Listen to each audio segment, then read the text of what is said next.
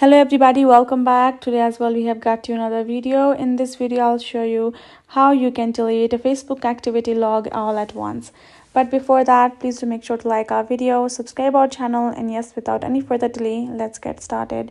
So for that, I'm going to be simply opening up my Facebook app right over here, and then I'm simply going to go ahead, tap on this little menu icon at the bottom section and tap on this gear icon on top right corner. Now from over here, you're going to be going ahead and checking out your section of your activity and tap on activity log. Over here, tap on activity history and you should be able to check out all of the activity history of yours right over here. And you have this option of tapping on this three dot, and which individually you can tap on delete, and that activity will be deleted. And if you want to simply delete all at once, that is quite a long process. You can see you can have to delete individually, you cannot do it all at once.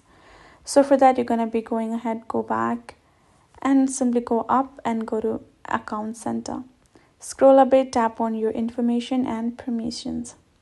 Scroll a bit and tap on the option of your activity of Meta Technologies. Scroll again and tap on the option of clear previous activity. Now you're going to be choosing your particular Facebook account. You can see clear previous activity and you have the accounts that has been selected.